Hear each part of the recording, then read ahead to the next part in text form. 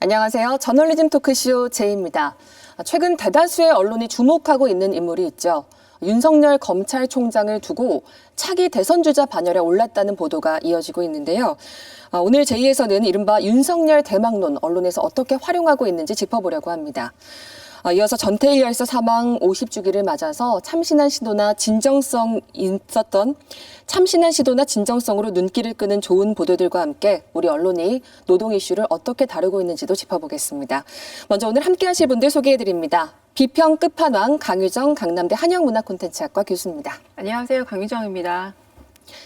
타협 없는 비평가 임자훈 변호사 나왔습니다. 안녕하세요. 임자훈입니다. 네, 팟캐스트 황태자 최욱 씨 함께합니다. 네, 반갑습니다. 최욱입니다. 네, 그리고 제2의 정현우 기자도 함께합니다. 어서 오세요. 안녕하세요. 정현우입니다. 네, 오늘도 보타이 하셨네요. 네, 오랜만에 했습니다. 네, 이제 지배인으로 승급되시는 걸로. 희망하고 있습니다. 네. 그리고 오늘 주제와 관련해서 말씀 나눠주실 전문가죠. 언론학자 홍성일 박사 나왔습니다. 어서 오세요. 네, 반갑습니다. 네, 5개월 만에 다시 찾아주셨군요. 예, 그렇게 됐네요. 저는 뭐 제작진이랑 싸운 줄 알았는데 전혀. 네, 일단 너무 반갑고요. 고맙습니다. 5개월간 어떻게 제의는 잘 지켜보고 계셨습니까? 예, 그럼요. 뭐 늦었지만 100회 돌파한 거 축하드리고요. 많이 늦었습니다. 묵묵히 제갈길을 간다, 뭐 이런 느낌 받았고요. 네. 그리고 최근 이슈에서 이제 노동 관련 이슈가 이제 자주 언급되는 걸 정말 좋게 보고 있어요. 그럼 우리 대다수의 시민의 삶이 일하는 시간이 대다수의 시민의 삶의 시간이잖아요.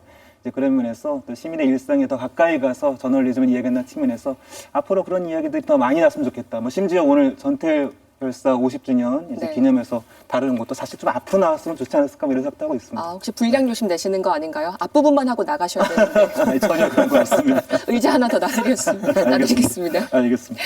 네, 오늘도 촌철살인급의 예리한 비평 부탁드리겠습니다. 이 방송은 KBS 1TV, 마이케이 웨이브 유튜브 그리고 페이스북을 통해서도 함께 하실 수 있습니다. 국민들을 위해서 어떻게 봉사할지 그런 방법은 좀 천천히 퇴임하고 나서 한번 생각해 보겠습니다. 윤석열 검찰총장에 대한 여권의 압박이 갈수록 거세지고 있습니다. 오늘 이 순간부터는 그렇게 1위 후보로 등극하고 이런 국민적 의혹이 제기된다면 사퇴하고 정치를 해야 되지 않나.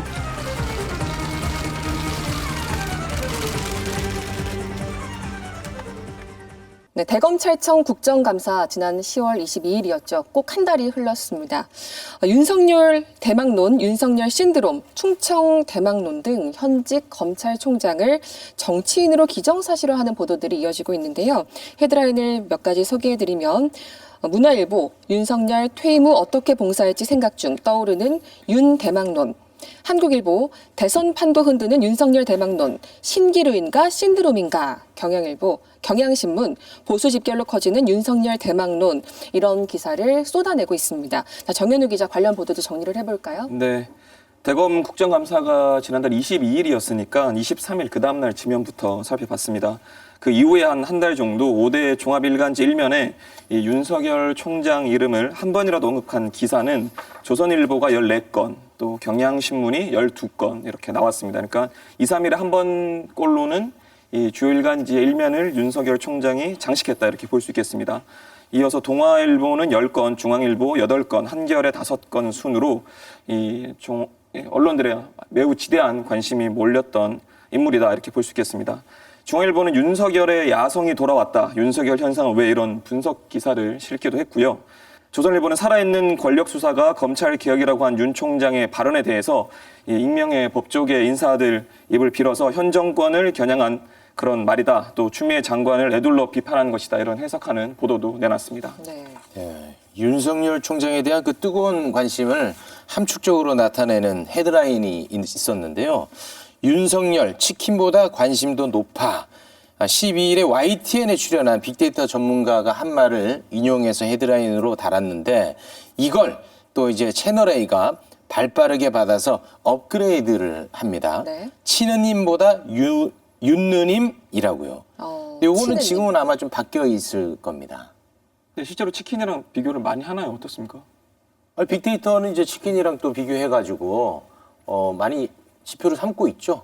네. 저는 사실 이걸 보면서 그런 것까지 생각을 못한 상태에서 봤을 때는 어쨌든 인물에 대한 이야기인데 치킨이랑 비교하고 그러면 뭐 나중에는 뭐 짜장면이랑 비교할 거냐, 치킨 뭐 그러면 피자랑 비교할 거냐. 참 무식하네. 제가 그런 생각을 했었거든요. 빅데이터는 치킨이랑 비교 많이 합니다, 실제로. 저는 예. 혹시 이런 인물이 비교할 거면 적어도 이게 또 기사화가 되려면 예를 들면 문 대통령보다 많이 언급된 윤석열이나 뭐 추미애 장관보다 많이 언급된 윤석열이나 이런 지표가 나왔을 때 네. 좀 기사화하는 게 맞지 않나. 이게 많이 쓰는 얘기라고 하더라도 이 빅데이터 전문가가 얘기하는 것과 이것을 기사화해서 이걸 얘기하는 거는 좀 이게 띄워주기인 건지 오히려 돌려가기인 건지 헷갈리기도 했다. 뭐 이런 생각도 들었습니다. 네, 이 관련 내용은 박사님께 좀 여쭤봐야 되겠네요. 치킨이랑 실제로 비교하는 것, 언론에서도 이런 게 보편적으로 쓰입니까? 아니요, 정 기자님 말씀이 일리가 있고요. 그러니까 사람과 뭐 치킨을 비교하는 것 자체가 이미 좀 허구의 영역으로 들어가는 것이 아닌가. 뭐 그죠. 이런 말씀하신 거라고 생각을 하고요. 저도 비슷한 생각을 갖고 있는데 저는 이 대망론이라는 말 자체가 좀 불편해요. 그러니까 왜냐하면은 그 7, 80년대 그 경영인, 그다음에 정치인한테 되게 인기를 많이 끌었던 그 해적판 소설이 있어요. 대망이라고. 그러니까 일본의 전국 시대를 무대로 해가지고 그 도쿠가와 이에야스가 어떻게 그 지역을 다 점령하고 패권을 장악하는가 뭐 이런 어떤 서사극인데 그 대망론의 내용이 기본적으로 이 소설의 그 대망이라는 소설의 서사고 좀 비슷하다는 거죠. 뭐 예를 들어서 중앙일보의 그 대망론 한번 보자면은 네. 여러 지역들이 언급돼요. 뭐 충청, 뭐 강원, 제주 뭐 이런 식으로 여러 마치 일본 그 전국 시대의 지역의 영주들을 언급하듯이 여기에 뭐 누가 패권을 잡고 있고 이 중에서 누가 대통령이 될 것인가 뭐 이런 이야기를 하고 또 그 채널 A에서는 이 윤석열 검찰총장에 대해서 당찬 검사, 뭐 사나이 뭐 이런 말을 쓰거든요. 그러니까 네. 기본적으로 대망론은 그 남성 판타지, 무협지의 판타지가 아닐까. 물론 뭐 그 불편하거나 혹은 낯선 현상을 익숙한 이야기에 실어가지고 뭐 전해주는 게 언론의 속성이다라고도 얘기할 수 있겠지만 너무 익숙한 이야기에 실리다 보니까 네. 그 사이에 어떤 빈틈, 비약 뭐 이런 부분들이 좀 많이 있는 게 아닌가 싶습니다. 네, 실제로 한자도 큰 데에 그 발할 망자를 쓰고 있죠. 네. 지금 말씀하신 그 치킨과의 비유라던가 이렇게 가장 문제적인 건 뭐냐면 사실 대망론 뒤에 혐오의 역동성이 있습니다. 이게 무슨 말이냐면 혐오하고 무조건적인 부정평양이 결합을 하게 되면 사실 이게 결과물이 뭐냐면 반정치주의예요.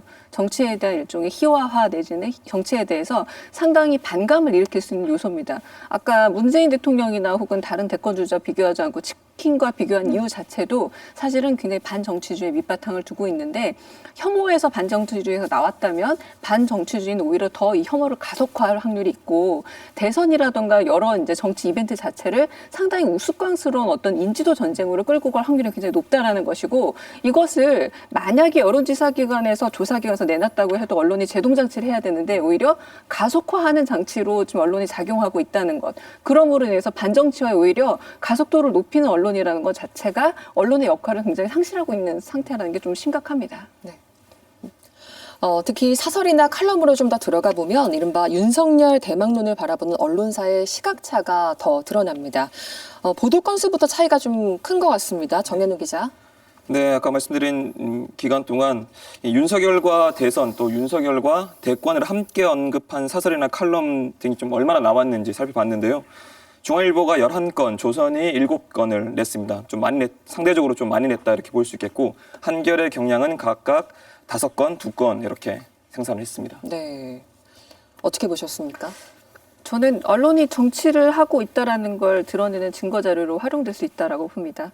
윤석열을 지금 대선 주자급으로 키워준 게 사실은 바로 언론이거든요. 언론이 키워냈는데 이는 한편 뒤집어서 얘기하면 죽일 수도 있다. 대선 주자로서 누군가를 죽일 수도 있다는 언론이 학습한 아주 오래된 그런 경력들, 이력들의 반영이기도 한 겁니다. 그러니까 보수 언론의 관행 중 하나가 바로 뭐냐면 미래 권력을 옹립할 수 있다라는 자신감이 사실 보수 언론이 가지고 있는 굉장한 자신감 중 하나고 이번에 이를 좀 입증해서 보여주고 있는데 한편으로는 사실상 야당 역할을 지금 국민의힘이나 국민의 당에서 하고 있는 것이 아니라 보수 언론 특히 조선일보에서 하고 있다는 걸 좀 확인할 수 있는 장면이기도 하고요. 그러니까 중앙일보가 끊임없이 현 정부의 어떤 모든 정책적인 흐름들의 발목을 잡는다면 조선일보 좀 일찌감치 미래 권력 옹립에 좀 힘을 쓰고 있었고 사실 작년부터 시작된 일입니다. 그리고 이번에 여론조사가 공교롭게 1위로 나와 있는 이것을 굉장히 과잉 해석하고 여기에 맥락을 제공함으로써 훌쩍 넘어가서 미래 권력 옹립으로서의 주체적 세력이 바로 우리다라는 것에 커밍아웃한 것이라고 할 수 있기 때문에 저는 한편으로는 윤석열 총장을 이용하고 있는 게 보수 언론 아닌가라는 생각이 들기도 합니다. 그러니까 이 조선의 김창균 칼럼 같은 경우는 추미애의 검찰개혁은 권력비리 수사를 못하도록 검찰에 힘을 빼는 거다. 윤석열의 검찰개혁은 살아있는 권력의 비리를 공정하게 수사하는 거다. 이런 식으로 정의를 하고 시작을 해요. 그러면 초등학생도 사실 딱 이런 식의 정의를 보면 누가 옳은 검찰개혁을 말하고 있는지 알잖아요. 그런데 이제 칼럼의 전개가 그래놓고 추 장관을 서울시장 후보로 내라고 강하게 권합니다. 그러면서 다른 카드를 꼽기 힘들 정도다라고까지 말을 해요. 그러면 이 칼럼의 전체적인 내용을 보면은 결국 추 장관을 이용해서 문재인 정부를 조롱하는 것밖에 안 된다는 생각이 좀 들거든요. 그러니까 주요 신문의 칼럼 지면이 언제부터 이렇게 상대를 조롱하는 글로 채워졌나라는 생각이 들었고, 그 지난번에 이제 이 검찰 윤석열 총장 관련돼서 우리가 얘기를 할 때 검찰의 정치적 중립을 약간 신성시하는 언론들이 윤석열이 대선 주자다라고 말하는 게 얼마나 모순적이냐, 그들이 말하는 검찰의 정치적 중립이라는 게 얼마나 도구화된 것이냐라는 비판을 저희가 했었는데, 이번에도 나온 칼럼 그 사설들을 보면 내용이 그런 말들은 있습니다. 사실은 대선 지지율 1위 윤석열이라는 현상은 바람직하지 않다, 정상은 아니다, 뭐 이런 표현들이 등장은 해요.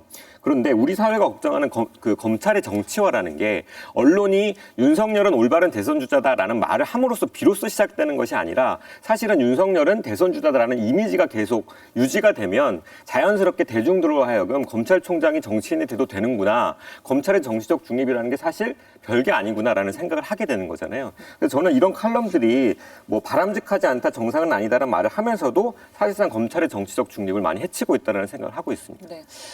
또 중앙일보와 조선일보를 보면 그 칼럼이 비슷한 듯하면서 좀 결이 다르더라고요. 이 사안에 대해서 뭐 칼럼을 통해서 두 언론사들이 뭐 많은 기사들을 내고 있고 의견을 밝히고 있는데요. 미명의 같은 내용을 얘기하는 것 같으면서도 또 짚어보면은 약간 다른 뉘앙스가 있기도 했다는 겁니다. 뭐 10월 28일에 검사 윤석열, 박진석 사회 에디터가 쓴 글이랑 11월 12일에 만물상 윤석열 현상, 이동훈 논설위원이 쓴 이 두 칼럼을 봤는데, 이 두 칼럼 공이 똑같이 검사 윤석열의 어떤 스토리, 서사에 대해서 쓰고 있습니다. 이 사람이 어떤 수사를 했었고, 어떤 위기를 겪었고, 또 어떤 것들 돌파해 나왔는가, 이런 것에 굉장히 의미 부여를 하고, 일종의 이제 칼럼을 읽다 보면은, 이 기사를 읽다 보면 위인처럼 느껴지기도 할 정도로 그런 표현을 하고 있는데, 대표적으로 이제 중앙일보는 어떻게 쓰냐면, 지난주 국정감사에서도 윤 총장은 그다웠지만 마지막 순간 공기가 달라졌다.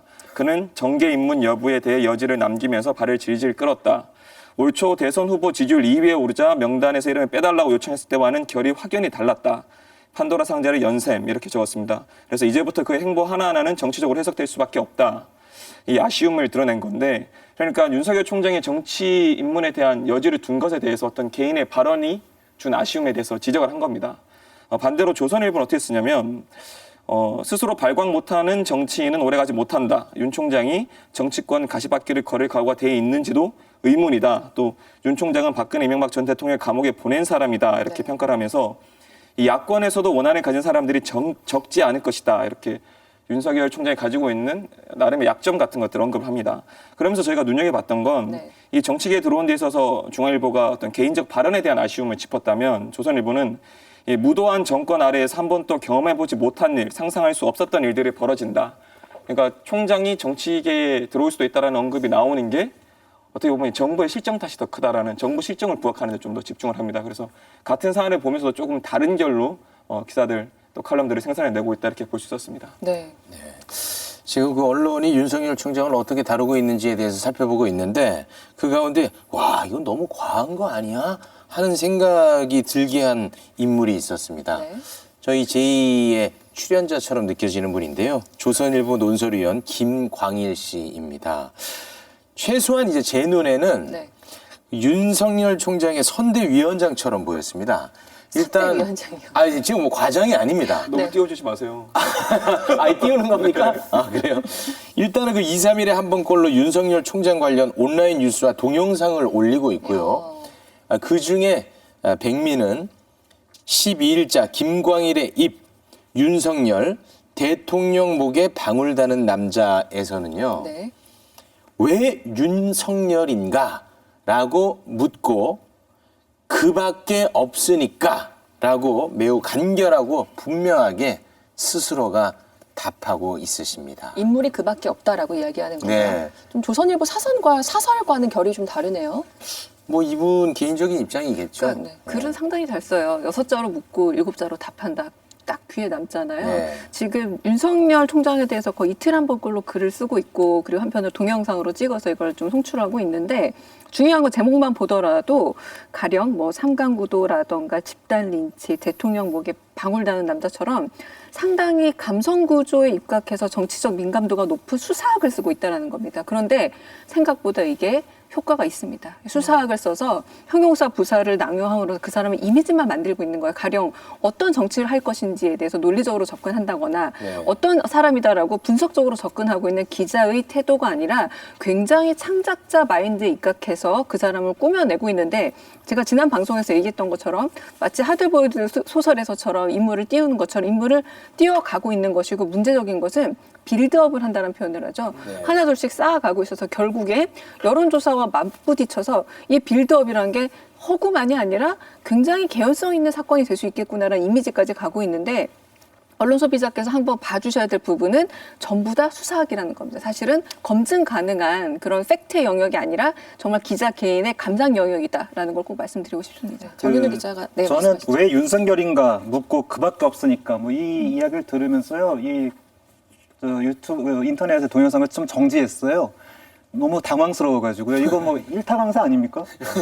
주입식 교육 아닙니까? 주입식 교육. 아니 이럴 정도로 조선일보의 논리가 허술했나라는 생각이 좀 들었어요. 사실 이해가 안 가는 건 아닌데 왜냐면은 지난 총선이 한국의 그 정치사에 있어서 굉장히 결정적인 국면이었다. 그러니까 이명박, 박근혜 대통령 두 대통령이 전직 대통령이 지금 다 감옥에 갔잖아요. 그리고 그 사이에 이제 그 보수 세력은 괴멸적인 상태에 이르렀고 그러다 보니까 이걸 재건하는데 시간이 오래 걸린단 말이에요. 따라서 논리가 아니라 주입식 교육이 필요한 거죠. 당장 결집하자. 지금 윤석열밖에 없다. 이런 메시지를 전한다는 것 자체가 한때 이 보수의 브레인을 자처했던 그 조선일보의 당혹스러움을 뭐 읽을 수 있는 대목이 아닐까 좀 생각이 들었고요.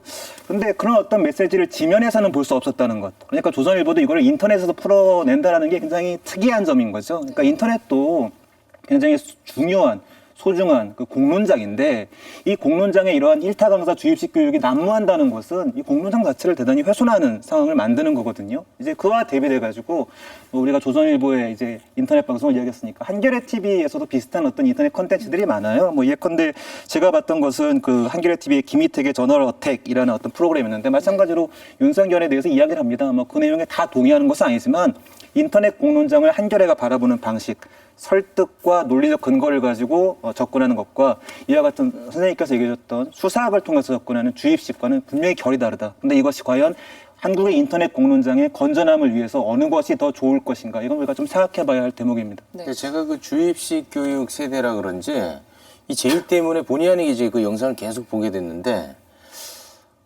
여기 노출되다 보니까 네. 윤석열 총장이 왕이 될 상처럼 보였어요. 빨려 들어가셨습니까? 네. 아, 웃을 일이 아니에요. 네, 좀 더 창의적인 세대셨죠, 정연우 기자는. 제가요? 네, 주입식 세대였습니까? 뭐 지금 이 김광일의 내용들을 일단 뭐 간단하게 소개를 좀 해드릴게요. 어떤 내용들이 나오냐면 우리 국민들은 윤석열에게 디에 피트로와 에마뉴엘 마크롱을 합친 21세기 대한민국 정치 혁명을 희망하고 있다. 또 지긋지긋한 여당의 내로남불, 아무런 희망도 주지 못하는 야당의 질의멸렬과 깨끗하게 단절하고 의원 제로 정당으로 대선을 치르고 국회의원을 무보수 명예직으로 전환하는 개헌을 추진해서 이 정치 문화를 일소하기를 갈망하고 있는 것이다. 이런 얘기를 합니다. 네. 아, 그 시원시원하네요. 피에트로는 검사죠, 이탈리아 검사. 네, 이탈리아에서 정치개혁에 나섰던, 그러니까 범죄와의 전쟁에 나섰던 그런 유명한 검사죠. 예. 저는 다른 것보다 이게 이 사람들이 뽑아내는 많은 제목들이 다 인상 깊었지만 아까 말씀해주신 윤석열 대통령 목에 방울 다는 남자 그 제목을 보면서 대통령 목에 왜 방울을 달아야 되는가에 대해서 아직도 이 사람이 그냥 잘 말씀하신 것처럼 눈에 잘 들어오는 제목만 이용할 뿐 납득이 잘 가지 않는 부분이 여전히 많다 그런 생각 들었습니다. 네. 자, 이어서 여론조사 이야기 좀 해보겠습니다. 제2에서 찾아보니까 윤석열 대망론이라는 표현이 처음 등장했던 건 지난해 9월입니다. 조 전 장관을 둘러싸고 대립이 첨예했었던 시기죠. 당시에 조선일보 김광일의 입에서 나왔었고요. 그리고 검언유착 의혹 수사를 둘러싸고 법무부와 불협화음이 한창이던 6월 말에 또 등장을 합니다. 그 다음에는 10월 대검찰청 국정감사 이후로 관련 보도가 급증했습니다. 여기에 윤 총장이 차기 대선 주자 1위를 차지했다는 한 여론조사가 발표되면서 11일과 12일 이틀 동안 무려 131건의 기사가 쏟아지게 되는데요. 내용을 좀 보면 여야 반응에 주목하는 보도가 줄을 이뤘습니다. 구체적으로는 쿠키뉴스가 한길 리서치에 의뢰해서 조사를 했고 여기서 윤 총장이 24.7%의 지지율을 얻었다 이런 보도였죠. 어떻게 보셨습니까? 사실 윤석열 총장이 1위를 했다라는 그 사실 자체, 그 기사 헤드라인 때문에 엄청나게 기사들이 많이 생산되고 이거에 대한 주목도가 굉장히 높아졌다 이렇게 볼 수 있는데 기본적으로 이 1위를 했다라는 표현 자체가 잘못됐다. 이 오차 범위 내에 있었던 것인데 이것을 1등, 2등으로 이렇게 명시적으로 헤드라인을 뽑아서 하는 게 문제가 있다. 여론조사 전문가들이 이런 얘기를 해줬고 또 추가적으로 어떤 얘기를 해줬냐면 오차 범위 내에 앞섰다고 하더라도 이거를 오차 범위 내에 앞섰다라고 기사 내에서 표현하는 것조차도 잘못됐다는 겁니다. 단지 경합이거나 접전이거나 이런 박빙의 상황으로 가야지 오차 범위에 있는 것을 무시하고 누가 더 앞섰다, 누가 뒤쳐져 있다, 범위 내에서 2등이다 이런 표현하는 것이 굉장히 위험하다 이런 얘기를 해줬고 여론조사 전문가들이 이걸 어떻게까지 표현했냐면 언론의 이런 표현 방식에 대해서 이거를 뭐 사고 표현으로 두면 교통사고가 나서 운전자가 사망했다. 그런데 운전자 생명에는 지장이 없다. 거의 이 수준의 기사랑 똑같다 이런 표현을 해줬어요. 그래서 이런 부분에 있어서는 언론이 좀 기사화를 할 때 단순히 1위를 했다라는 자극적인 표현을 뽑아내서 관심도 또 클릭수를 끌어내려고 노력하기보다는 좀 정확한 보도와 표현이 반드시 동반돼야 되겠다 이런 아쉬움이 들었습니다. 네. 프레임은 안에서 보면 따라가는 미로가 되지만 밖에서 보면 조감도가 될 수도 있습니다. 조금 밖에서 봐보겠습니다. 현 정부 임기가 2022년 5월 9일까지죠. 그러니까 아직 2년여가 남아있는 셈인데 그럼에도 불구하고 왜 대선 후보, 대선 주자에서 이렇게 열을 올리는가를 한번 밖에서 보게 됐더니 제가 생각할 가장 큰 이유는 지금까지 조국 때리기, 부동산 정책 때리기, 코로나 대응 때리기, 추미애 발목 잡기, 공수처 물타기, 일본과 관계 악화를 시도하기 여러 가지를 다 했지만 이 지지율이 잘 빠지질 않아요. 빠지지 않고 이런 것들이 아주 우리한테 베네수엘라라는 이름처럼 관성화된 비판처럼 들리기 시작하는 겁니다. 이때 새롭게 등장한 게 바로 새로운 대선 주자의 그 탐색전이라고 할 수 있을 텐데 가장 중요한 건 이를 통해서 사실상 저는 지금 언론에서 많이 보기를 원했던 건 공수처장 후보가 어떻게 되고 있는지에 얘기도 좀 듣고 싶고 궁금하고 이거 언론이 어떻게 판단하고 있는지도 보고 싶은데 그런 얘기 싹 빠져 있습니다. 무슨 얘기냐면 현 정부를 어떤 점에서는 성급하게 식물화할 수 있는 중요한 키워드 중 하나가 미래 대선 주자 후보입니다.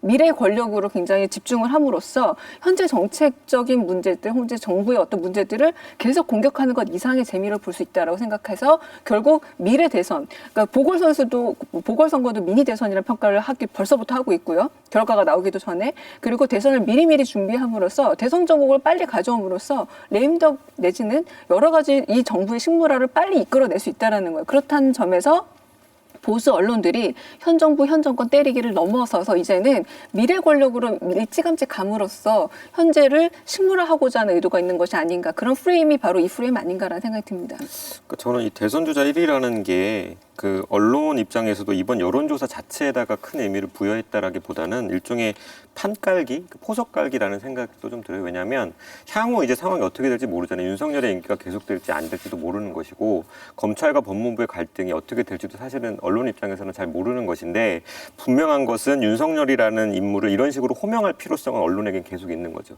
그래서 나중에 설령 윤석열의 가치가 아니면 대중의 인기가 떨어진다 하더라도 한때 여론조사 1위까지 올랐던 인물이라는 릭을 이제 달 수가 있게 된 거예요. 윤석열에게. 그것을 위해서 그러니까 윤석열이라는 인물의 어떤 정치적 입지를 언론이 필요에 따라서 계속 이렇게 호명하기 위해서 이런 판깔기를 하는 게 아닌가라는 생각도 듭니다.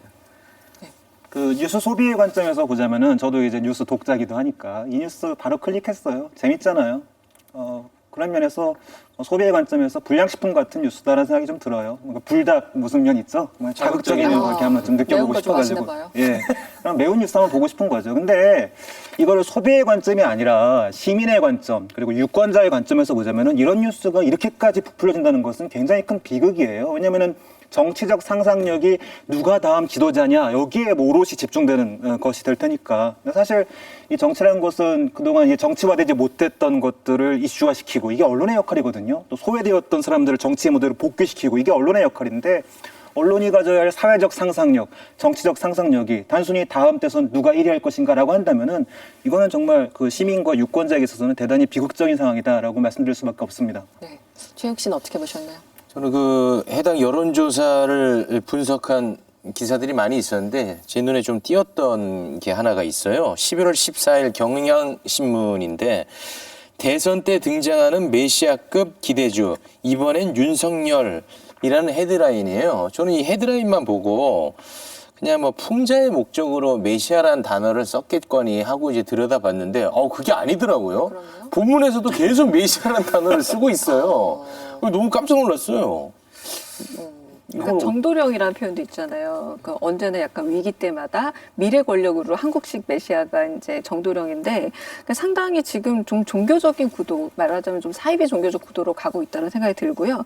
문제적인 건 저는 언론사가 이런 부분이 좀 종교적이고 탈진실적인 문제라는 걸 알고 있을까 모를까라고 좀 궁금증을 가져봤는데 알건 모르건 상관없이 이렇게 넣으면은 클릭수가 올라감으로 인해서 여론조사가 있으면 거기에 대해서 분석을 하고 해석을 하고 이런 부분에 있어서 문제가 있다라는 부분에 대해서 편향성을 바로 잡아주는 게 언론의 역할이 돼야 되는데 여론조사의 어떤 점에서 편향성을 더 강화해서 필요한 부분만 편취해서 쓰는 겁니다. 사실 이번 여론조사에도 전반적으로 조망하는 그런 기사들은 없고요. 그냥 1위, 2위 이 부분만 빼서 쓰는 기사들이 대부분이었거든요. 네. 결국은 정보에 대한 선택적인 편취 과정을 또 한 번 보여준 게 이번 사태 아닌가 싶습니다. 최욱 씨가 말씀하셨던 이 경향신문 이 해당 기사 대선 때 등장하는 메시아급 기대주 이번엔 윤석열 이 기사 내용을 보면 비교적 되게 자세히 분석을 하고 있잖아요. 내용이 단순히 오차범위 안에서 1위 한 걸 1위로 했다 이런 뿐만이 아니고 내용 안에서 비교적 자세히 짚어봐서 이 범야권 지지도는 2배로 올랐다. 또 여성과 30, 40대 충청권 지지율은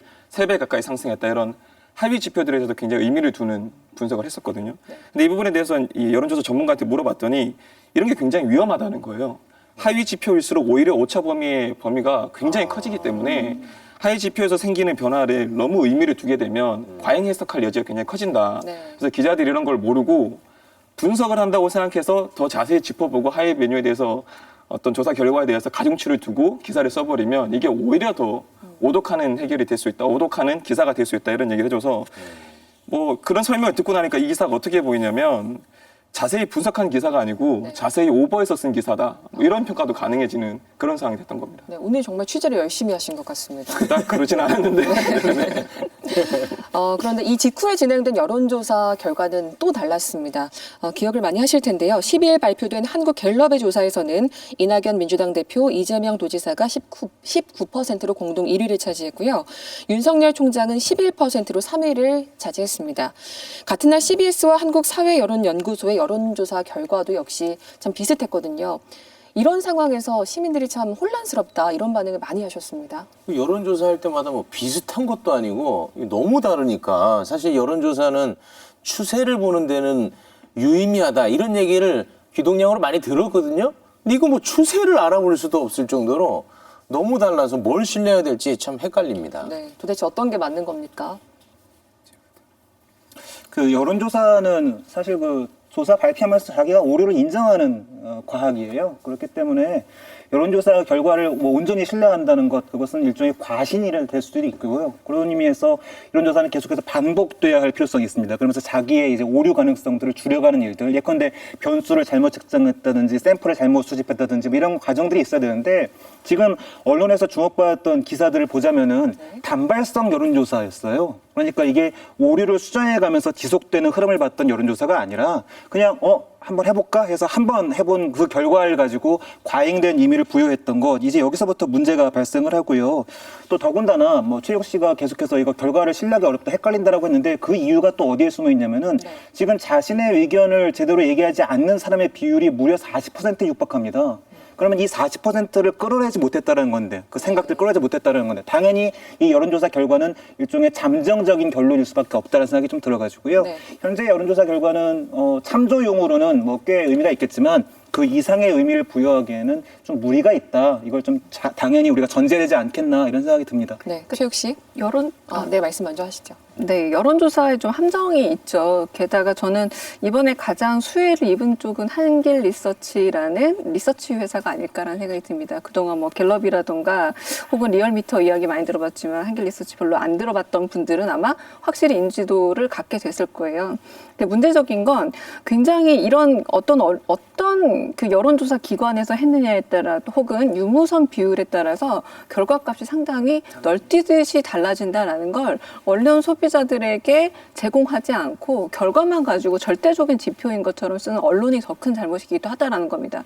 그래서 오히려 여론조사에 언제나 바이스, 그러니까 일종의 편향이 있다라고들 얘기하잖아요. 이 편향성에 대해서 올바른 잣대를 기준을 제공해야 되는데 충청 대망론도 저는 굉장히 선택적으로 편취된 어떤 정보라고 봐요. 왜냐하면 충청 대망론이라는 것 자체가 한국에서 굉장히 오래된 지역 감정을 기반으로 해서 언제나 대망론에 따라 붙는 것 중에 하나가 사실 충청 대망론이거든요. 뭐 반기문 뭐 시도 마찬가지고 이런 부분을 활용하고 있는 것은 언론이 갖고 있었던 잘못된 학습 효과들을 이런 부분은 재미를 본다라는 것에 대해서 여론조사에 대해서 정말 어떤 점에서 바이어스를 좀 바로 잡을 수 있는 기관으로서가 아니라 그냥 활용하고 있기 때문에 더 잘못된 정보를 생산할 확률이 높아지는 게 어떤 함정이 아닐까 싶습니다. 네.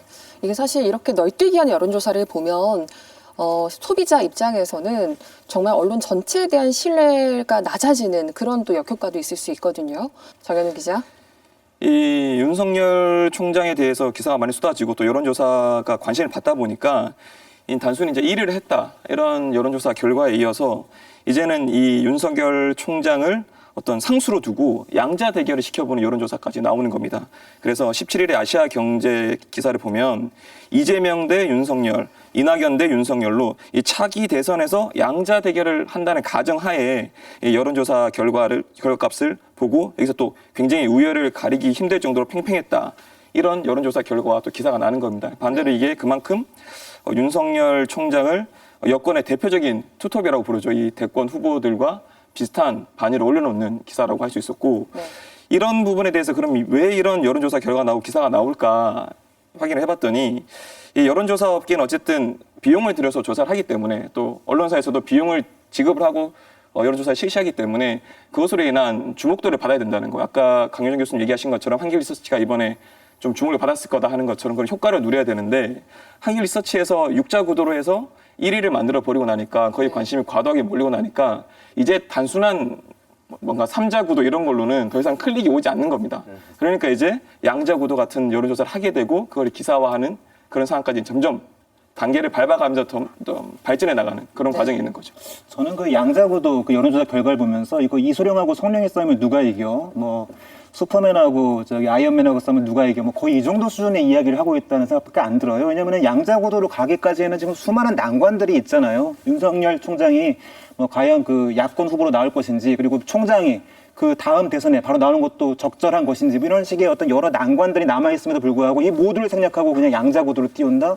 이건 그냥 자극적인 누가 1등할까? 누가 더 인기 있냐? 인기 투표밖에 되지 않죠. 네. 이게 배치가 곧 의도입니다. 무슨 말이냐면 대권에 대한 의사를 지금 계속 부정하고 있죠. 현재로서는 부정하고 있는데 두 분은 이낙연 그 당대표와 지금 그리고 이재명 지사는 대민 정책이라던가 혹은 행정 능력에 대해서 지금까지 여러 번 좀 검증도 받았고 게다가 선출직까지도 하신 분들이에요. 그러니까 이분들은 어느 정도 검증 과정을 거쳤고 수십 년의 정치 활동을 통해서 자신의 정치적 색깔이 어떤 것이고 정치적인 지망이 무엇이고 정책적인 어떤 포부가 무엇인지 어느 정도 감을 잡을 수 있는 분인데 비해서 윤석열 총장은 전혀 없음에도 불구하고 나란히 놓는다는 건 이득을 챙길 수 있는 건 윤석열 총장이라는 뜻입니다. 왜냐하면 배치를 통해서 이분과 그 어깨를 나란히 할 수 있다는 것 자체가 중요한 이미지 메이킹을 하게 되거든요. 근데 언론이 그걸 깔아주고 있는 겁니다. 그러니까 일종의 선거운동원처럼 굉장히 노력을 해도 얻기 힘든 이런 양자 구도의 대결판을 제공함으로써 결국은 이 판을 제공함으로써 계속 키워주고 있는 형국이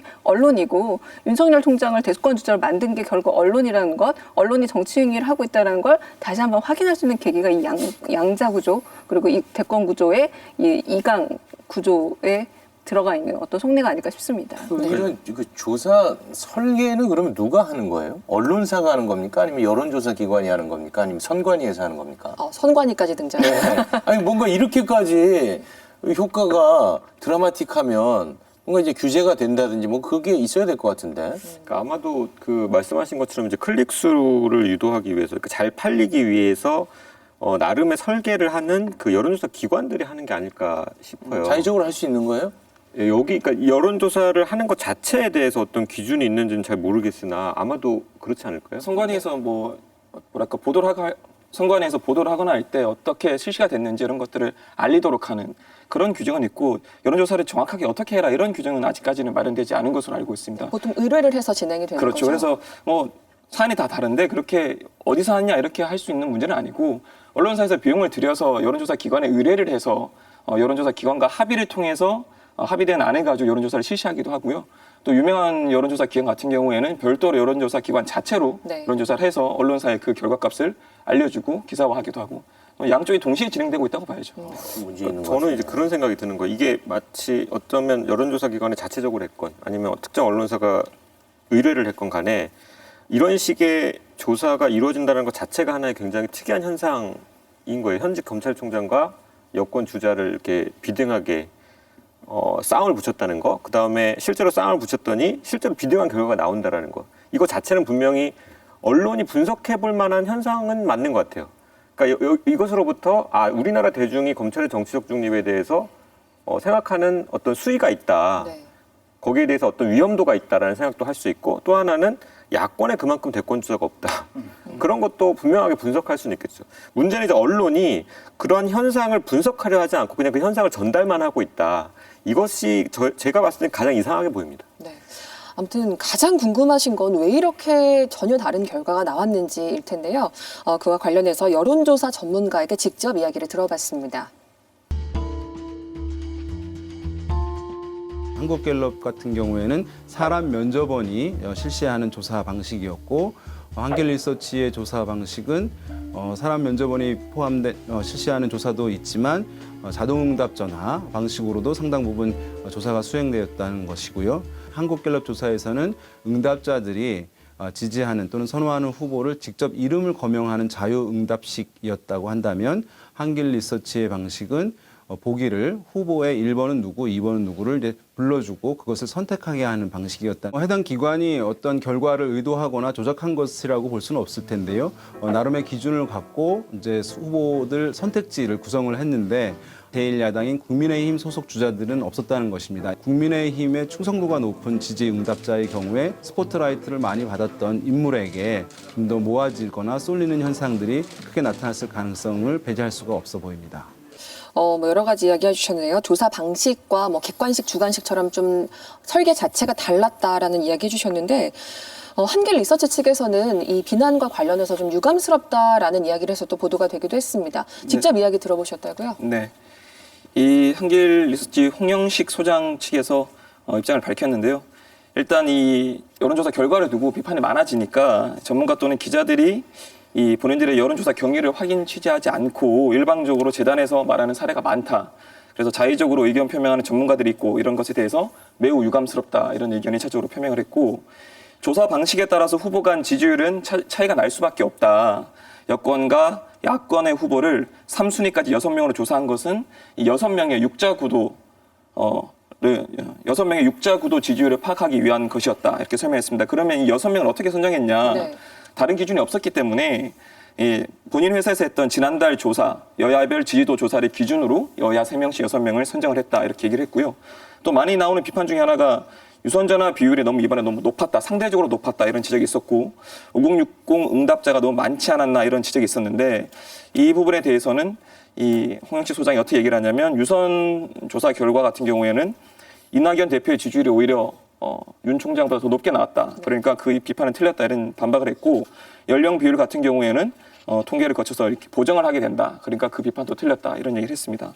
그래서 이 여론조사 전문가들 얘기도 들어보고 하면서 느낀 거는 윤석열 총장이 1위라고 나온 것에 대해서 언론이 과도하게 기사를 실어낸 의미를 부여한 측면이 있었고 반대로 보면 이 1위를 뒀다는 것에 1위가 됐다는 것을 너무 비판적으로 보는 네. 기사나 방송이나 이런 것들도 많았다는 겁니다. 그래서 이 여론조사 결과에 대해서 좀 드라이하게 정확하게 전달해주는 언론보다는 각 언론들이, 각 방송들이 진영에 기대서 좀 지나치게 과장 해석한 측면이 있다. 네. 이런 의견들을 여론조사 전문가들이 많이 주셨습니다. 네, 어떻게 생각하세요? 네, 교수님. 글쎄요. 그래서 가령 저는 이번 여론조사를 좀 들여다봤을 때 모르겠음이라고 얘기하는 혹은 무응답 비율이 상당히 높았다라는 겁니다. 그러니까 이 부분에 대해서는 아무도 해석을 하지 않더라고요. 그러니까 우리가 지난번에 언론사 신뢰도 조사를 했을 때 조선일보가 기자가 뽑은 신뢰도 높은 언론사 1위를 했는데 그때 역시도 무응답이 30%가 넘었거든요. 이런 상황에서 1, 2위라는 게 어떤 의미가 있을까에 대해서 사실 좀 더 그러니까 정치적인 미래를 위해서라도 그리고 언론사가 여론조사의 어떤 결과값을 보정하는 의미에서라도 이 무응답과 혹은 모름이란 비율에 대한 해석을 했었어야 되는데 그게 없다는 게 가장 좀 아쉽고요. 그래서 지금 여론조사 기관에서야 우리는 뭐 별 문제 없이 했다라고 얘기하지만 그 부분에 있어서 좀 설명할 필요 있습니다. 가령 유승민, 오세훈, 원희룡이 배제된 이유에 대해서 제가 뒤져봐서 알았어요. 왜 배제되었는지 이런 부분에서 설명 같은 것들도 조금은 좀 언론이 했어야 되는데 저는 이번에 여론조사 기관의 잘못보다는 그 부분을 다 배제한 언론사의 그 잘못이 훨씬 더 크다라고 말하고 싶습니다. 어쨌든 여론조사와 관련해서 좀 가이드라인이 필요하다 이런 지적도 나오고 있는데요. 그러니까 이게 내후년 3월이죠 대선이 다음 네. 대선이 그다음에 이제 내년에 보궐선거도 있고 하면 앞으로 엄청 많은 여론조사들이 쏟아질 것이고 이런 식의 보도는 계속될 것 같은데 문제는 지금 교수님 말씀하셨던 것처럼 여론조사를 어떻게 접근하느냐라는 언론의 자세일 거고 그런 면에서 과연 룰이 있는가 가이드가 있는가를 찾아봤더니 2016년에 선거 여론조사 보도준칙이라는 게 만들어졌더라고요. 내용을 잠깐 보면 여론조사 결과를 여론과 동일시해서는 안 되며 수치에 과도한 의무를 부여해서는 안 된다. 대표성, 신뢰성 의심되는 여론조사를 의뢰하지 않는다. 그런 문제가 있는 여론조사 결과는 보도하지 않는다.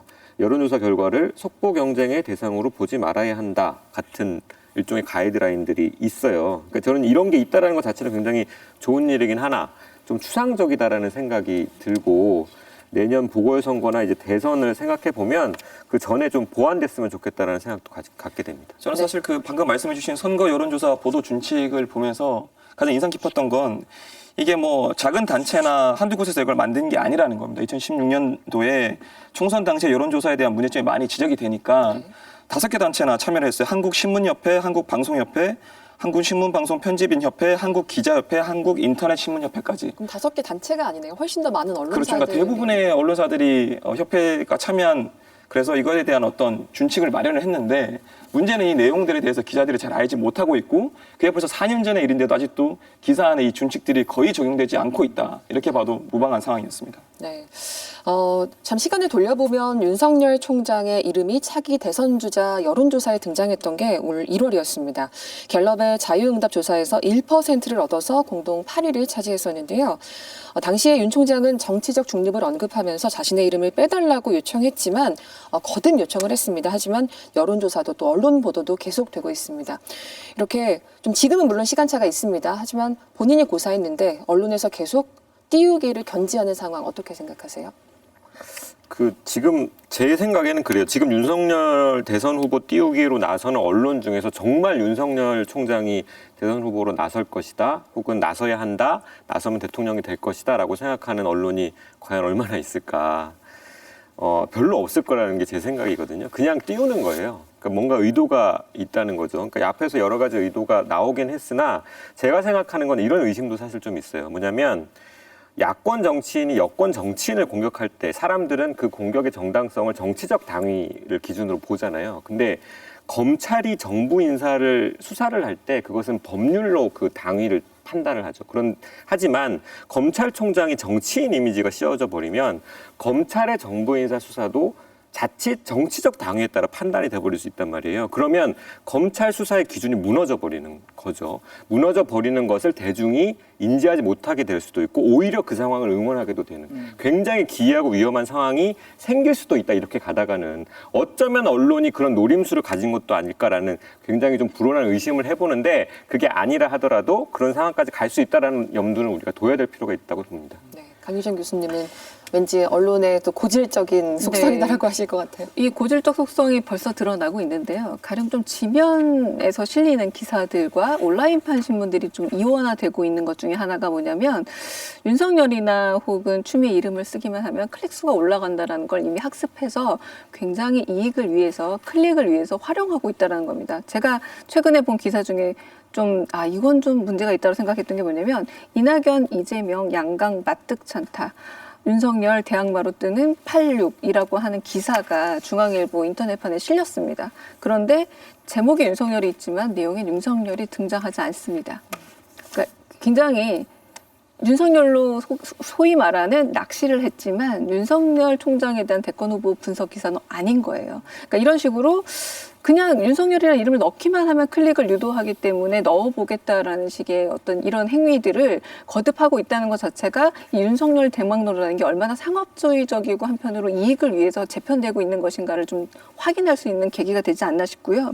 한편으로는 이게 자체가 일종의 인물론으로서 윤석열을 발탁시키고 키워내는 것 같지만 한편으로는 윤석열 때리기를 통해서 추미애 죽이기를 하고 그러므로 해서 현 정부의 여러 가지 문제들에 대해서 혹은 현 정부에서 불만 있는 세력들에 대해서 아주 카타르시스 넘치는 기사를 제공하기 위한 굉장히 그런 소위 말하는 감정적 정서적 배설 효과를 위해서 계속 이름을 활용하고 있는 것은 아닌가라는 의심이 들 정도로 기사 내용에서 찾아볼 수 없는 제목만 이름이 달려있는 기사도 많습니다. 네, 임 박사님.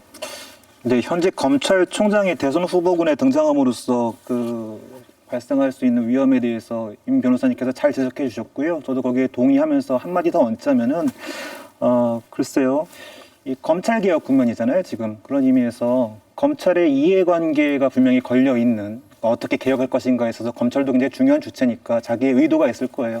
그 의도를 달성하는 데 있어서 언론이 동원되는 것인지 아니면 언론이 어떤 의지를 가지고 검찰 개혁에 개입하려 하는 것인지 일종의 이중의 언론 플레이가 이 국면에서 작동하고 있다는 걸 좀 읽을 필요가 있다. 근데 그 속에서 어떤 언론은 검찰에 개입할 수 있는 일종의 지분을 확보한다는 측면에서 이득을 얻을 수 있을 수도 있고 또 어떤 측면에서 검찰의 이해관계가 일종의 여론이라는 이름으로 바뀌어가지고 검찰의 이해관계의 당위성이 또 관철되는 경우도 있을 것 같기도 한데 그러면은 국민은 어디에 있느냐라는 어떤 궁금증이 생기는 거죠. 국민의 이해관계, 검찰개혁을 국민이 바라고 있는 이유가 무엇에 있는지 이런 부분들이 사장이 된다는 측면에서 지금 어떤 현재 검찰총장을 어떤 차기 대선의 유력한 정치 지도자로 올려놓는 것은 득보다는 실이 굉장히 많겠다라는 생각을 안 할 수가 없습니다. 네. 최욱 씨는 어떻게 보셨나요? 그동안 언론에서 윤석열 총장의 급부상을 앞서서 말씀하신 것처럼 추미애 장관 덕이라는 분석이 많이 나오지 않았습니까? 그러니까 추미애 장관이 윤석열 총장을 때릴수록 지지율은 오른다. 이런 말일 텐데 관련 만평도 사실 많이 나오고 있습니다. 근데 이 분석이 만약에 맞다면 그 총장의 지지율 상승, 언론 덕도 무시하지 못한다 그런 생각을 합니다. 왜냐하면 그동안에 추윤 갈등 중계 보도가 엄청 넘쳐나지 않았습니까? 그래서 제가 만평을 하나 그려보자면 그림도 그리세요? 네, 한번 좀 그려보고 싶은데요. 네. 대선 주자들이 언론을 향해서 저도 싸움 붙여주세요 하는 만평 하나 그려볼 수 있지 않을까 싶어요. 오, 네. 이제 또 작가로 데뷔를 하시게 됐군요. 네, 놀지 말고 CGTN 빨리 만드세요. 직접 네. 그리세요. 어쨌든 정치계에서는 때리면 때릴수록 맞으면 얻어맞을수록 체급이 커진다 이런 게 좀 정설로 받아들여지지 않습니까? 근데 때리고 죽이고 세우고 이 한 주체가 저는 언론이에요. 언론이 해놓고 마치 마지막에 또 판단하고 점검하고 성적 매기는 심판관처럼 거 봐라. 또 여권에서 그렇게 때리다 보니 결론이 이렇게 되지 않느냐 하는 거는 정말 여러 번 봐왔지만 언론의 유체 이탈이 아닐까라는 생각이 들고요. 만약에 언론이 개입을 제대로 했었어야 한다면 국감장에서 정치할 것이냐라고 야권의 국회의원이 질문을 했을 때 뭐라고 대답을 했냐면 국민에게 봉사하는 것에 대해서 생각해 보겠다고 총장이 얘기를 했거든요. 근데 이미 총장은 국민에게 봉사하고 있는 사람입니다.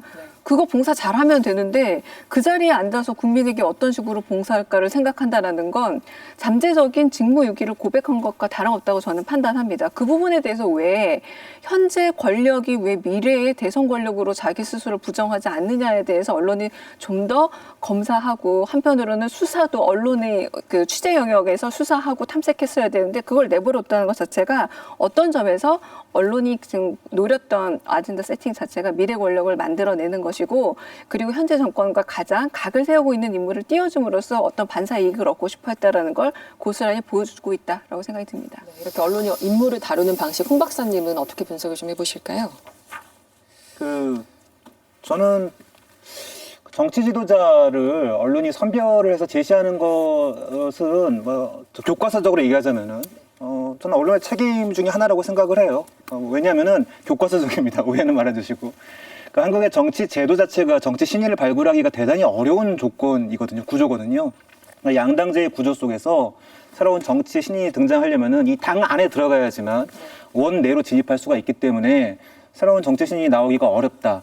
그것을 막기 위해서 우리가 지난 총선에서 연동형 비례대표제도 도입했지만 이것이 위성정당이 나옴으로써 또 그 취지가 또 많이 무색했잖아요. 그런 의미에서 언론이 일종의 제3지대를 적극적으로 찾고 새로운 어떤 정치 신인을 제시하고 그럼으로써 어떤 정치적 아젠다를 내놓는다는 것은 교과서적으로는 옳다. 하지만 현실적으로는 어떤 모습인가?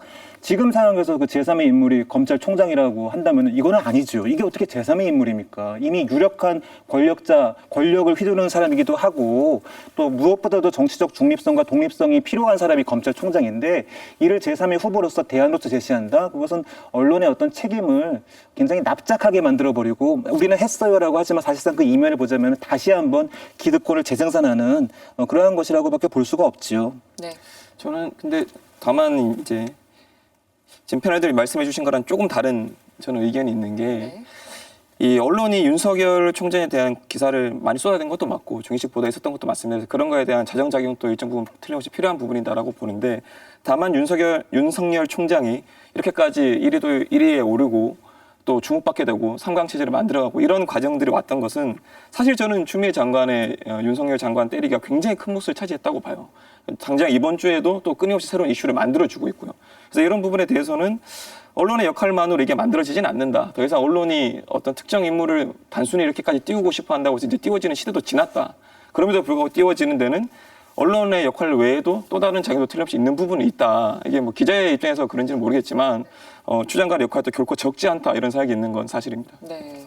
저는 좀 생각이 다릅니다. 다릅니다. 예, 윤석열 총장을 지지하는 사람들한테 뭐 물어봐야 알겠습니다만 저는 그 시작점은 윤석열 총장이 살아있는 이 권력, 정부를 눈치 보지 않고 수사할 수 있는 그 기백이 좋아서 아마 처음에 좀 지지하지 않았을까. 이제 그것이 이제 주요한 요인이고 그 다음에 이제 언론이 팔은 깔아주는 측면. 저는 그게 크지. 추미애 장관이 때렸다고 해가지고 그렇게 지지율 올라가고 저는 그거 조금. 저도 한마디 보태자면 네. 이번에 여론조사만 가지고 얘기를 합시다. 사람의 이름을 놓고 정당도 아니에요. 그리고 이 사람이 어떤 정책을 갖고 있는지 설명도 없이 이름만 나열해서 하나 고르라 그랬어요. 이건 뭐냐면 거의 오디션에서 한 인지도를 통한 여론조사 다를 바 없습니다. 그럼 최근 언론에서 가장 누가 많이 다뤄졌는지가 사실 저는 반영되었다고 봐요. 이낙연 지금 당대표라던가 뭐 이재명 지사보다 훨씬 더 언론에 많이 노출이 되고 지나가기만 하면 사진 찍으려고 애를 쓰고 한편으로 뭐 어디 내려가서 무슨 말을 했다라고 해서 검사장 회의를 했니 많이 이런 것들을 모두 일거수일투족을 전부 다 언론이 다 실어줬습니다. 꼭 추 장관과 관련된 것만 실은 게 아니라 그 사람이 밥 먹으러 간 사진 하나도 대서특별되는 그런 상황에서 가장 인지도 높은 사람이 누군가로 생각했을 때 저는 윤석열 총장 인지도 높다는 것은 부정할 수 없다고 생각을 했고 이 판을 깔아준 건 인지도는 예나 지금이나 언론이 만들어줍니다. 네. 지금 말씀하신 걸 들어봐서 이 내용이 사실 한 기사로 들어가면 사실 풍성한 내용의 기사가 될 텐데 그런 기사는 찾아볼 수가 없죠. 저도 네. 정 기자의 그 의견에 좀 동조하는 편인데요. 저도 네. 왜냐하면은 강 교수님 말씀대로 일종의 컨벤션 효과가 발생한 건 사실이에요. 지난 10월에 국정감사를 통해서 노출이 많았고 11월에 여론조사 돌리니까 윤석열 총장의 어떤 그 인지도가 높았기 때문에 유난히 많은 어떤 그 지지도가 올라간 것도 사실이긴 한데 일종의 사람이 아니라 그것을 하나의 징후로 본다고 한다면은 네. 그러니까 이 윤석열이라는 징후가 보여주는 많은 어떤 그들을 지지하는 사람들의 입장, 의견, 관점 무엇인지 대해서는 조금 더 깊이 들여다볼 필요는 있겠다. 뭐 이런 측면에서 정 기자님의 어떤 말씀에 조금은 동의하는 측면도 있습니다. 네. 임장훈 변호사 한 말씀 하셔야겠는데요. 예, 저도 사실은 정 기자님의 말씀에 동의하는 편인 게 그러니까 이런 거예요. 현직 검찰총장이 대선 후보로 거론되는 상황은 사실 당황스러워요. 근데 당황스럽지 않게 만드는 여러 가지 기제들이 있단 말이에요. 그럼 그것을 다 언론이 만들었다고 볼 것이냐. 그러니까 검찰의 영역에서, 그러니까 검찰 권력이라는 영역에서 정치 권력으로 넘어오는 그게 자연스럽지 않은데 어느 순간 그렇게 자연스럽게 올라가 버렸어. 그 소재들을, 그러니까 건너뛸 수 있는 그 소재들을 저도 추 장관의 발언이 꽤 많았다고 보는 거예요. 가령 그 예결특위에서 나왔던 윤 총장이 오늘 대권 후보 1위에 등극했는데 국민적 의혹이 나온다면 사퇴하고 정치하지 않느냐. 이런 식의 발언을 법무부 장관이 굉장히 공적인 자리에서 함으로써 그게 다시 많이 기사화되고 제목으로 등장하고 그러면 어느새 사람들의 마음에는 이 사람이 정치인인지 검찰에 있는 사람인지 헷갈려져 버려요. 그런 역할을 현재 있는 여권 인사들도 전 했다고 사실 보는 거죠. 자, 제2에서는 다양한 의견을 환영합니다.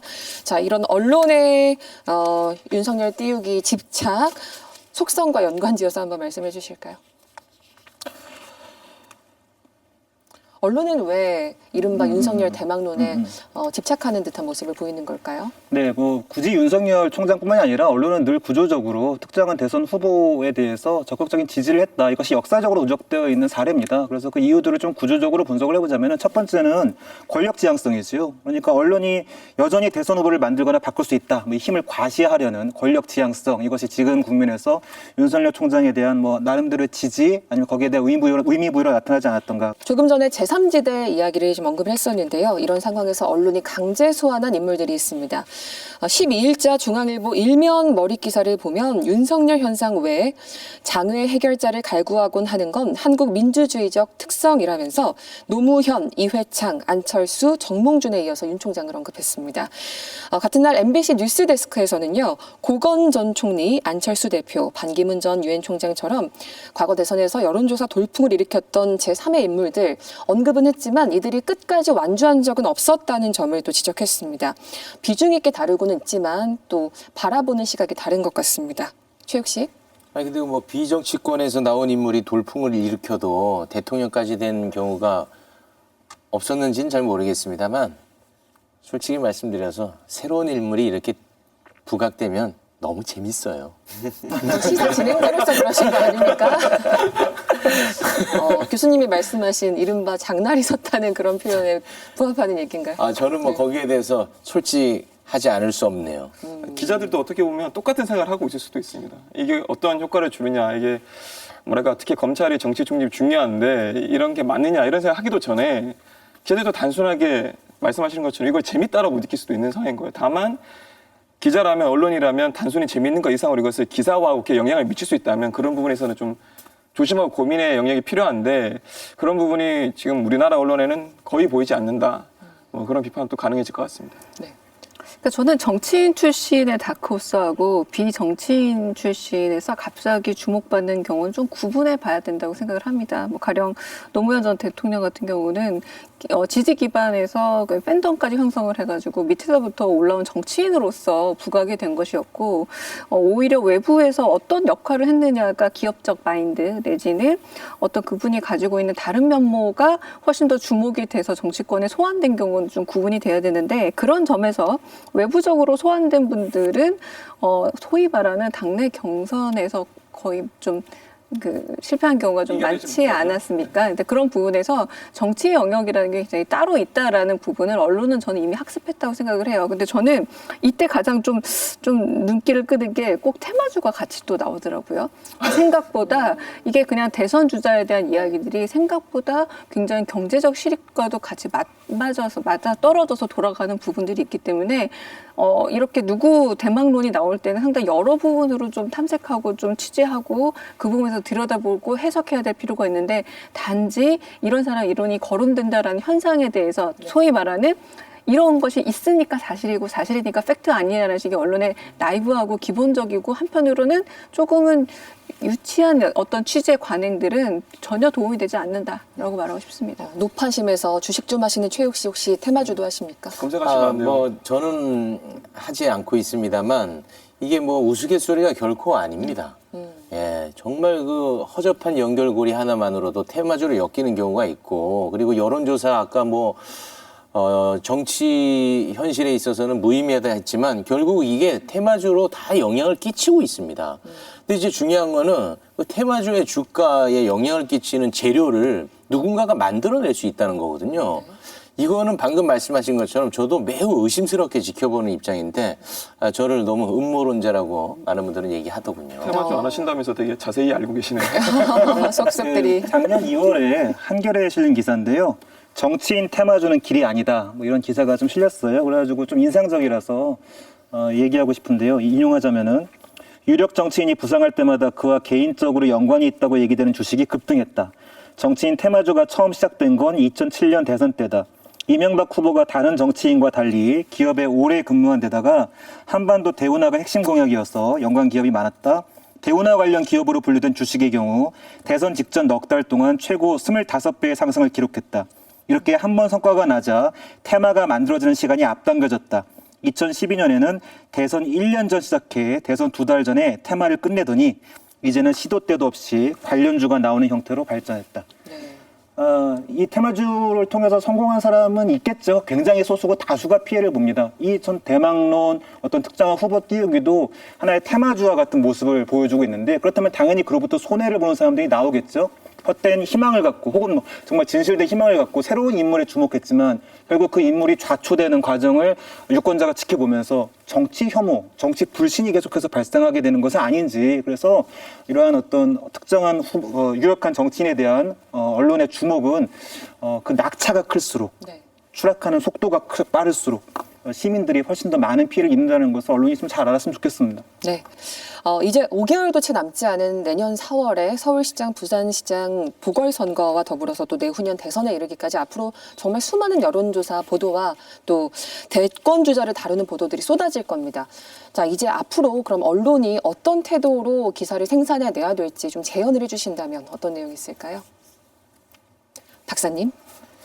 예, 강 교수님께서 잘 아시겠지만 우리 기호학이라는 학문이 있고요. 인문학 중에 일종인데요. 그 기호학에서 이제 주요 사용되는 개념 중에 현실 효과라는 개념이 있습니다. 이 현실 효과라는 게 무슨 뜻이냐면은 누적된 상징적 기호가 상징기 안에만 갇힌 것이 아니라 이게 현실로 실제적인 효과를 미친다. 그러니까 자주 말을 하면 말을 할수록 이 상징들이 실제와 같은 효과를 낸다는 거예요. 그런 의미에서 윤석열 대망론, 윤석열 검찰총장이 정말 대통령이 될 것인가 이게 지금 단계에서는 사실 굉장히 뜨악하고 그래서는 안 되는데 검찰의 중립성, 정치적 독립성이 중요한데라고 생각하지만 이게 반복적으로 될수록 현실 효과를 발휘하는 것은 아닌가? 근데 이러한 현실 효과를 낼 수 있는 사람들은 우리 사회에서 극히 제한되어 있죠. 정치인, 그다음에 언론, 말의 무게가 다르잖아요. 훨씬 더 많은 현실을 만들어낼 수 있습니다. 그런 어떤 책임감, 그다음에 자신이 하는 말의 어떤 무게 이런 것들을 실감을 하고 조금은 거리를 두고 차분하게 이 사안을 다뤄야 될 필요성이 있다라고 말씀드리고 싶습니다. 네. 저는 신뢰하는 여론조사 기관이 어디일까를 한번 여론조사 해보면 어떨까라는 생각이 지금은 듭니다. 왜냐하면 과거 우리가 여론조사에 갖고 있었던 신뢰감 내지는 중립성이 상당히 좀 훼손되어 있는 현실이에요. 많은 분들이 어디서 여론조사를 한 거예요로 묻기도 하고 이제부터는 유선, 무선 응답 비율까지도 비교를 하고 있는 소위 말하는 언론의 신뢰도가 떨어짐으로써 언론 소비자의 각성도가 높아졌던 것처럼 지금 여론조사에 대한 소비자들의 각성도도 매우 높아진 상태라는 겁니다. 이게 정말 잘 된 건지 혹은 좀 더 나쁜 건지 판단이 안 될 정도로 많은 일종의 가짜 정보 내지는 믿을 수 없는 정보들이 판친다라는 언론 소비자들의 생각은 부정하기 힘들다라는 생각이 들고요.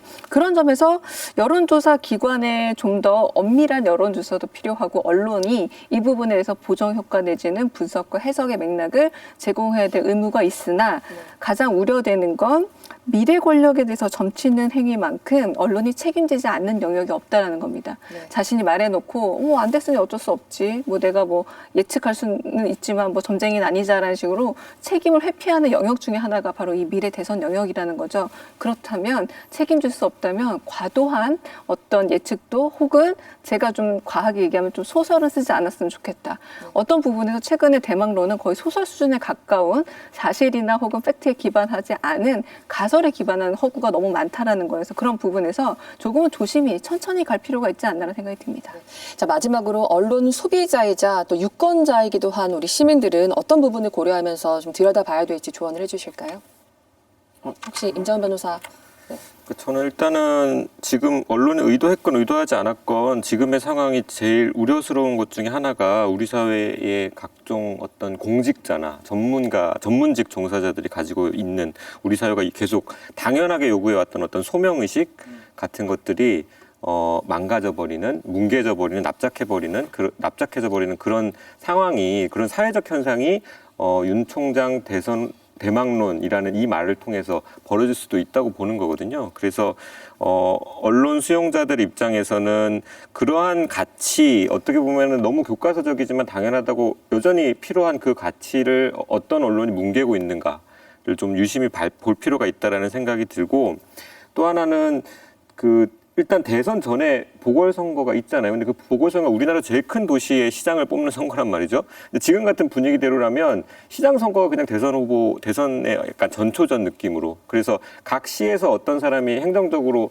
뛰어난 수장이 되었는가를 따지지 않고 여야가 그냥 대결하는 구도로 정치적 쟁점만 부각이 되면서 시장 선거가 그냥 이렇게 넘어가 버릴 것 같다라는 우려도 좀 들거든요. 그런 점에 대해서도 좀 유의 깊게 살펴볼 필요는 있겠다고 봅니다. 네. 하시겠습니까? 예. 짧게 하겠습니다. 여론조사 관련해서는 아까 얘기를 해주셨지만 어쨌든 가장 중요한 게 추세다.